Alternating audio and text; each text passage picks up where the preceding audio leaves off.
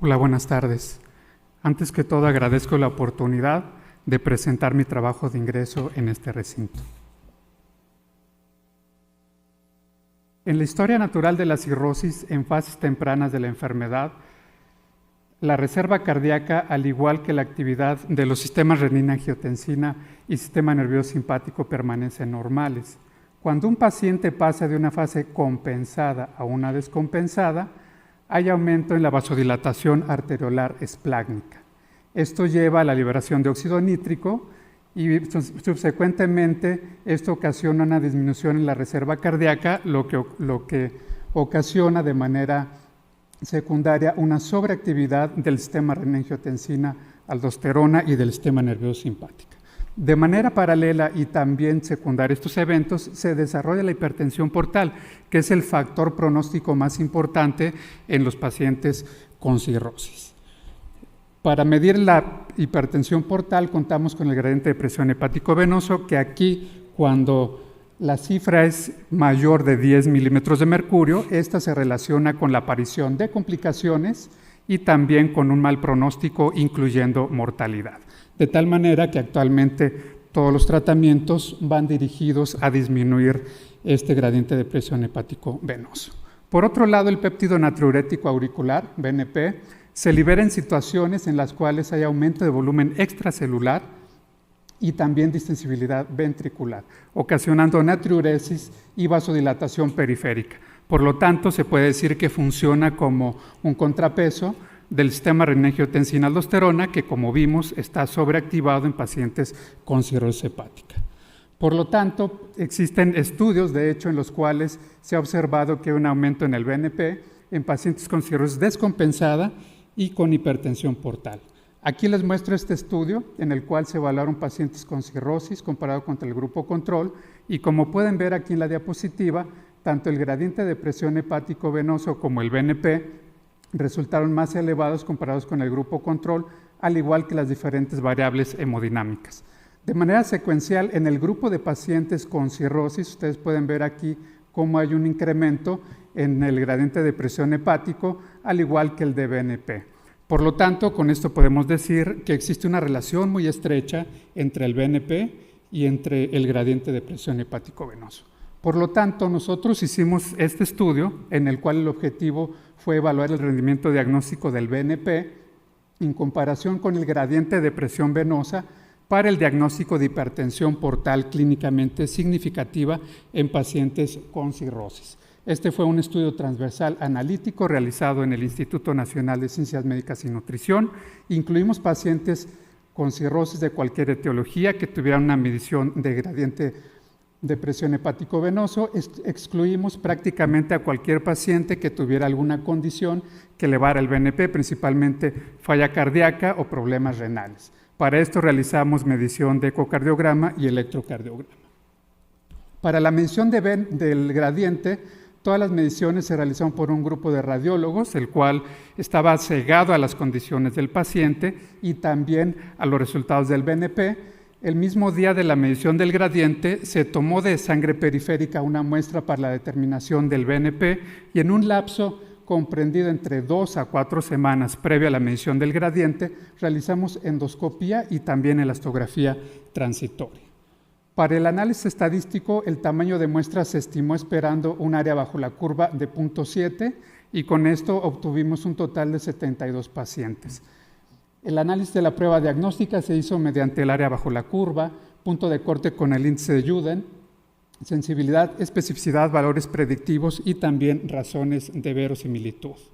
En los resultados ustedes pueden observar aquí que en la mayoría de los pacientes fueron mujeres, la edad promedio fue de 52 años, la etiología más frecuente de la cirrosis fue infección por hepatitis C.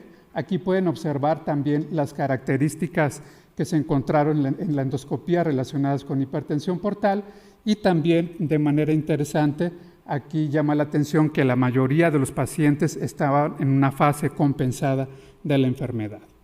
Todos los pacientes estaban en un estadio Child-Pugh A o B y en cuanto a los estudios de laboratorio aquí pueden ver la química hepática, la biometría hemática, los electrolitos, la química sanguínea, etcétera, que estos eran en realidad pacientes muy compensados. La mediana en la concentración de BNP fue de 40 y la mediana de rigidez hepática fue de 18 kilopascales en el grupo total. En cuanto a las variables hemodinámicas, aquí pueden ver que el promedio del gradiente de presión hepático-venoso fue de 12 más menos 4, la presión libre fue de 8 más menos 4, la presión de enclavamiento fue de 19 más menos 6, y aquí se puede observar que el resto de las variables hemodinámicas sistémicas resultó normal. En cuanto al área bajo la curva, para el diagnóstico de hipertensión portal clínicamente significativa, de acuerdo al nivel de BNP, el índice de Juden nos arrojó un punto de corte de mayor a 17 picogramos para la hipertensión portal clínicamente significativa. Con esto se obtuvo un área bajo la curva de 0.75, sensibilidad de 85, especificidad de 64%, un valor predictivo de 92% y estas razones de verosimilitud.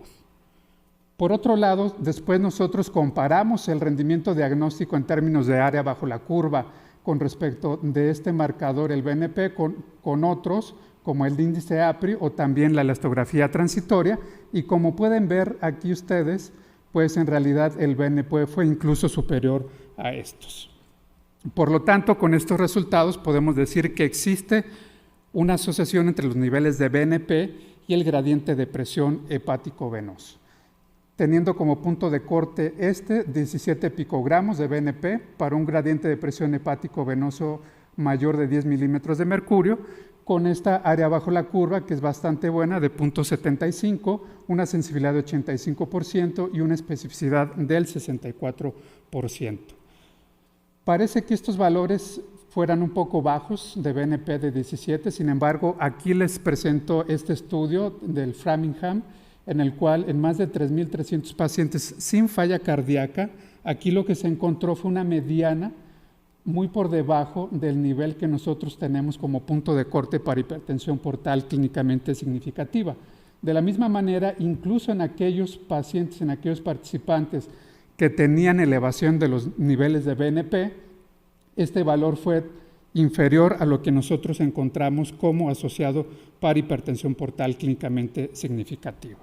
Posteriormente, nosotros nos dimos a la tarea de comparar nuestro estudio, nuestro biomarcador diagnóstico, el BNP, con el resto de estudios que existen en la literatura para la determinación de un gradiente de presión hepático-venoso para la hipertensión portal clínicamente significativa, y lo que ustedes pueden ver aquí es que las áreas bajo la curva, sensibilidad, especificidad, valores predictivos y razones de verosimilitud son muy similares al resto de los biomarcadores para hipertensión portal clínicamente significativa. Finalmente, nosotros nos dimos a la tarea de investigar aquí en nuestro medio el costo de este marcador comparado con otros métodos que se utilizan de manera habitual o que se pueden utilizar para la determinación de hipertensión portal clínicamente significativa. Y lo que ustedes pueden ver aquí es que el costo va muy por debajo del resto de los estudios. Por lo tanto, con esto podemos concluir que el BNP pudiera tener un rendimiento diagnóstico aceptable para el diagnóstico de hipertensión portal clínicamente significativa en pacientes con cirrosis compensada. Tiene diferentes ventajas, que es su costo, que es más bajo que el resto de estudios, que no es invasivo, que se puede reproducir, y también tiene algunas desventajas, como que los niveles pueden depender de otros factores, como falla renal, falla cardíaca, incluso la edad, la volemia. Y finalmente estamos conscientes que estos resultados deben validarse en otros estudios clínicos y con un mayor número de pacientes.